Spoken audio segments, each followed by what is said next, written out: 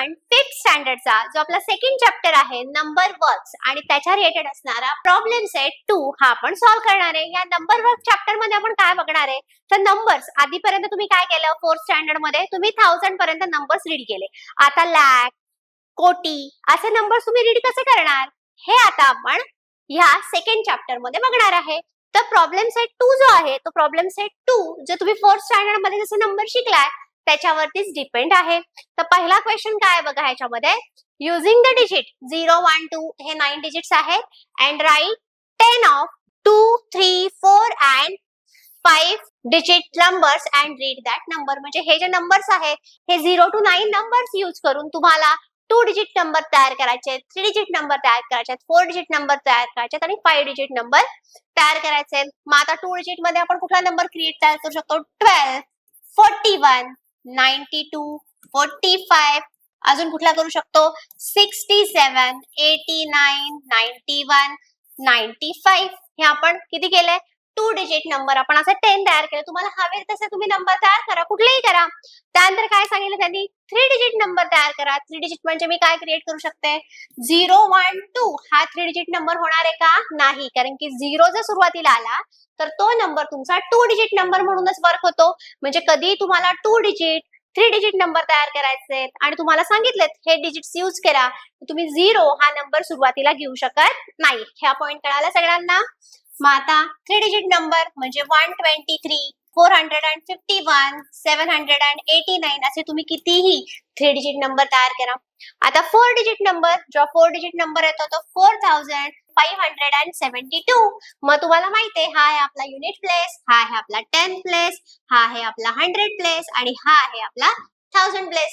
मग आता ह्या 1000 प्लेसच्या नंतर काही आले 3 डिजिट नंबर तर आपण ते रीड करताना कसं करतो 4572.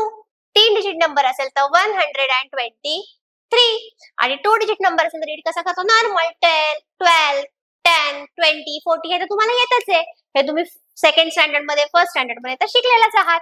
हे असे तुम्हाला अजून एक मी नंबर तयार करून दाखवते 8928 9440 9000 असे तुम्ही कितीही इथे 3 डिजिट नंबर तयार करू शकता. तुम्हाला हवे ते करा. इथे त्यांनी 10 सांगितले 10 करा आणि ते रीड करायचे कसे हे पण कळाले तुम्हाला. आता पुढे काय सांगितलंय त्यांनी 5 डिजिट नंबर क्रिएट करा. मग 5 डिजिट नंबर म्हणजे 52952 म्हणजे इथे माझे 52000 इथे काय होतं 4000 फरक कळाला. हा आपला 5 डिजिट नंबर झाला. असे तुम्हाला याचे पण किती नंबर क्रिएट करायचे 10. अजून एक मी तुम्हाला करून दाखवते 92400 84920 90000 and 1 असा मी नंबर क्रिएट करू शकता. तर तुम्ही कितीही नंबर इथे तयार करू शकता. इथे किती सांगितले 10. जमेल सोपं आहे की नाही. आता आपण पुढच्या क्वेश्चन कडे जाऊयात. आता नेक्स्ट क्वेश्चन मध्ये आपल्याला एक टेबल दिलेला आहे आणि या टेबल मधले आपल्याला हे जे फिलिंग द ब्लँक्स आहेत ते आपल्याला इथे सॉल्व्ह करायचे आहेत. मग आता हे जे मराठीमध्ये नंबर्स लिहिलेले आहेत त्याला आपण म्हणतो देवनागरी नंबर्स. काय म्हणतो आपण मराठीमध्ये जे असतात आकडे लिहिलेले त्याला आपण म्हणतो देवनागरी नंबर्स. जे इंग्लिश मध्ये नंबर्स लिहिलेले असतात त्याला आपण म्हणतो इंटरनॅशनल नंबर. आणि हे नंबर्स इन वर्ड्स मध्ये लिहिलेले तर आपल्याला टेबल हा कम्प्लीट करायचा आहे. तर इथे लिहिलंय आपल्याला हा टेबल कम्प्लीट करायचा. इथे मराठीमध्ये लिहिलंय देवनागरी मध्ये लिहिलंय. मग इंटरनॅशनल मध्ये कसं येणार फक्त इंग्लिश मध्ये 32756 हा 5 आहे हा 6 आहे एवढं सगळ्यांना माहिती आहे. मग वर्ड मध्ये कसा लिहिणार मी 32000 हा 32000 झाला. त्याच्यानंतर काय हा 756.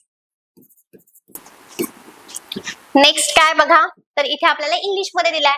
मग आपल्याला देवनागरी मध्ये लिहायचं मराठीमध्ये काय लिहिणार मग इथे 6 7 आहे म्हणजे 6 7 म्हणजे 6 7. त्यानंतर हा मराठीमध्ये ह्याला काय लिहिणार आपण 8. त्यानंतर हा 5 मराठी मधला आणि हा 9 मराठी मधला. मग त्याला वाचणार कसं तर इंग्लिश मध्येच आपल्याला वाचून लिहायचा तो. इथे वाचणार कसं मी 67859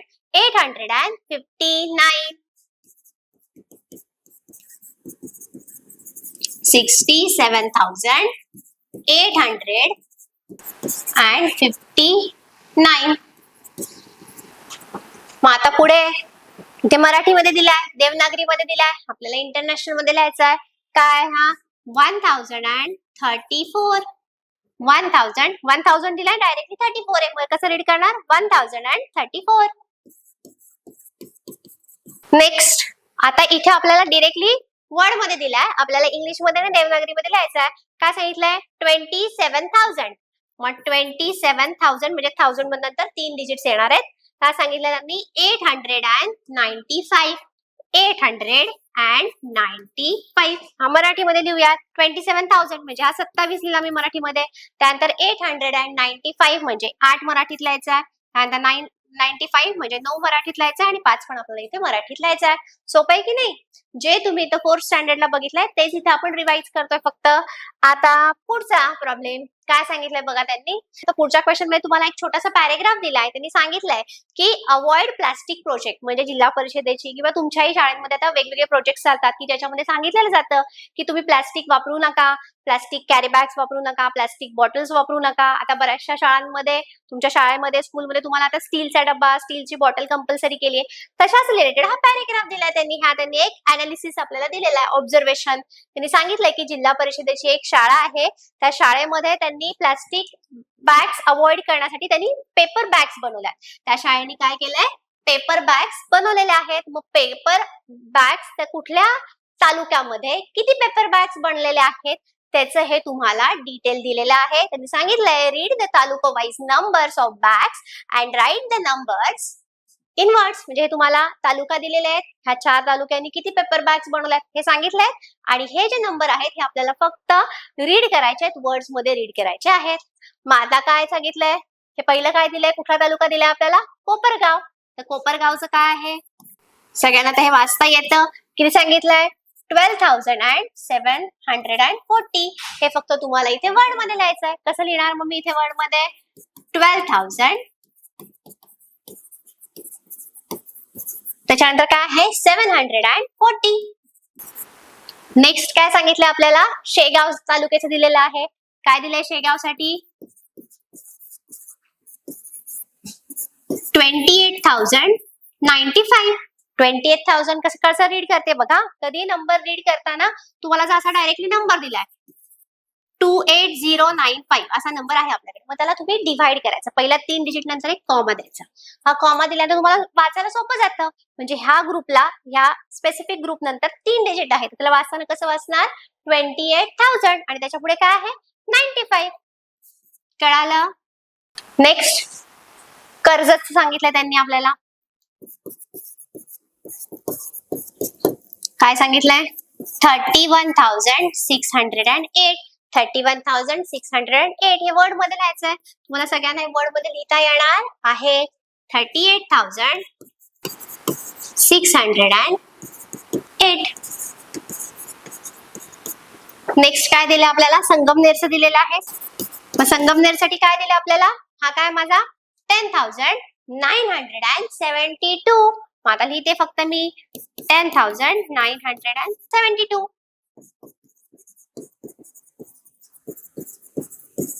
एवढं सोपं आहे हे 72. सोपं आहे की नाही? आता पुढे बघूयात काय क्वेश्चन दिलाय त्यांनी. आता यांनी काय सांगितलंय, how many rupees to do they make. त्यांनी आपल्याला सांगितलंय की 20 notes of 1000 rupees, 5 notes of 100 rupees and 14 notes of 10 rupees. तर ह्या सगळ्या मिळून तुमच्याकडे किती रुपये होणार आहेत बरं, हे आपल्याला सांगायचंय. नोट्स लिहिते इथे मी, नोट्स आणि रुपीज, आणि इथे आपण लिहूया टोटल. मग आता 20 नोट्स कशाचे आहेत 1000 रुपीजचे आहेत.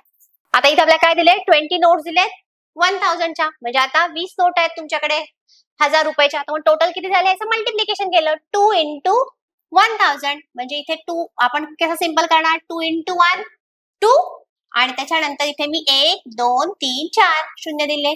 म्हणजे हे झालं माझं 20,000. त्यानंतर 5 नोट्स कितीचे आहेत बरं, 5 नोट्स आहेत 100 रुपीजच्या. मग आता काय होणार 5 into 100 500. आणि नंतर त्यांनी आपल्याला सांगितलंय की माझ्याकडे 14 नोटा आहेत, 14 नोट्स आहेत 10 रुपीजच्या. 14 नोट्स आहेत 10 रुपीजच्या.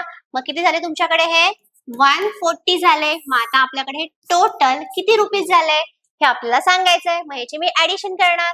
मग आता इथे 0 प्लस 0 प्लस 4 4, त्यानंतर 5 प्लस 1 6, त्यानंतर इथे काहीच नाही म्हणजे हा 0 आला. म्हणजे आपल्याकडे टोटल किती रुपये झाले? तर टोटल आपल्याकडे झाले 20,640 रुपीज. कळालं का? आता असंच अजून एक प्रॉब्लेम त्यांनी दिलेला आहे. काय सांगितलं ह्याच्यामध्ये 15 नोट्स आहेत 1000 रुपीजच्या. 15 नोट्स आहेत कोणाच्या?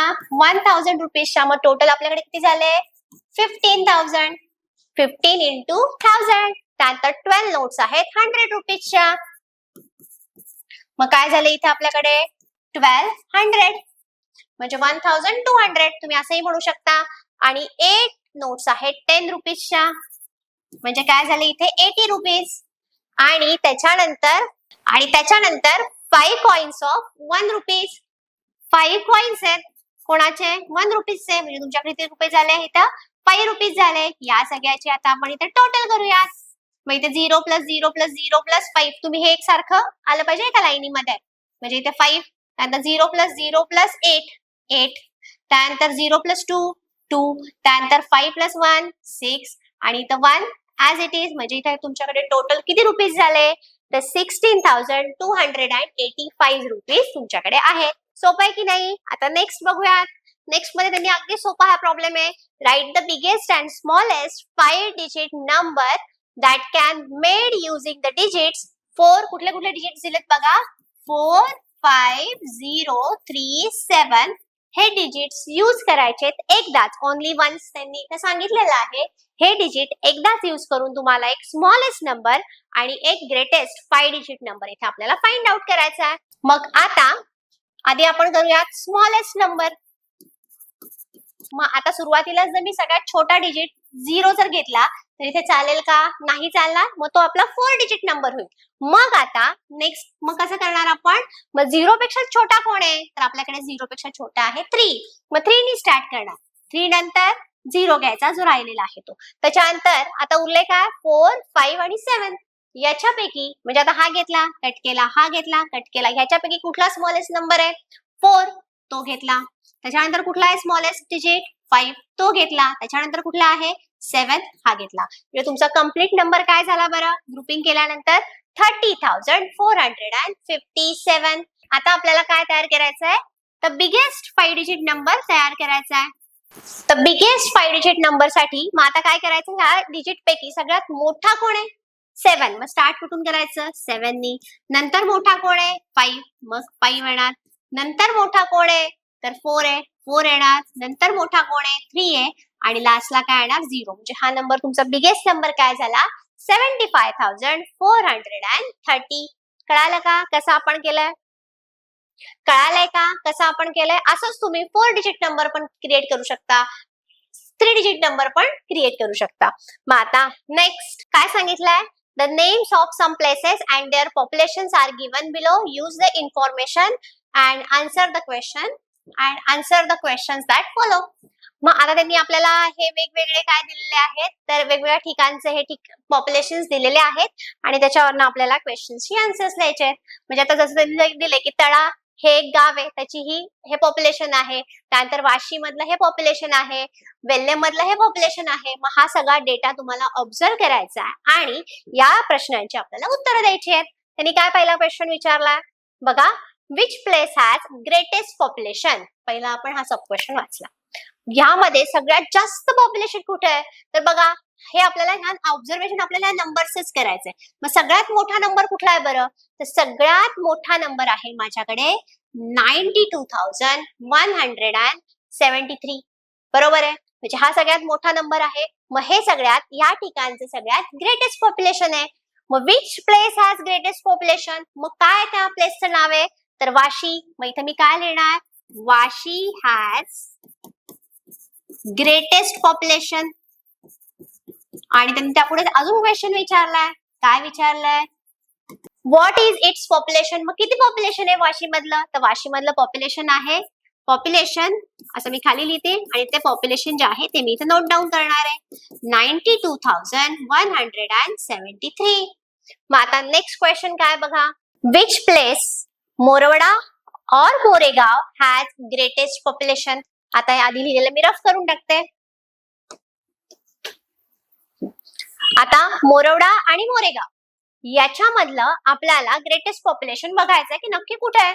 तर माझ्याकडे हा डेटा आहे, हा मोरवडाचा डेटा आहे आणि हा मोरेगावचा डेटा आहे. तर याच्यामध्ये ग्रेटेस्ट पॉप्युलेशन कुठलं आहे? इथलं आहे 87,012 आणि मोरवाडाचं काय आहे? 85,890. मग मोठा कोण आहे?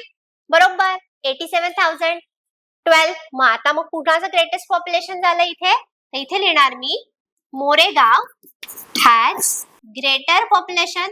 आणि ते किती आहे त्यांनी ते आपल्याला विचारलेलं नाहीये, त्यामुळे ते नाही लिहिलं तरी पण चालणार आहे. Last question, which place has smallest population? या नंबर पैकी स्मॉलेस्ट नंबर कुठला आहे बरं? आता इथे पण 35,000 आहे, इथे पण 35,000 आहे. मग इथे काय 35,777, इथे आहे 35,950. मग स्मॉलेस्ट नंबर कुठला झाला? तर इथे आपला स्मॉलेस्ट नंबर झालेला आहे हा गगनबावड्याचा जो आहे तो 35,777. मग इथे आपण आन्सर काय लिहिणार? Which place has smallest population? Gaganbawada has smallest population. आणि किती येते स्मॉलेस्ट पॉप्युलेशन काय येते? इथे पॉप्युलेशन पण मी लिहिते. पॉप्युलेशन आहे 35,777. हा आपण बघितला प्रॅक्टिस सेट 2. याच्यामध्ये फक्त जे आपण 4th स्टँडर्ड मध्ये जे आपण 1000 पर्यंत नंबर कसे रीड करायचे ह्याचीच आपण इथे प्रॅक्टिस केलेली आहे. नेक्स्ट सेशन मध्ये आपण ह्याचा पुढचा पार्ट बघणार आहोत. तर भेटूया नेक्स्ट सेशन मध्ये.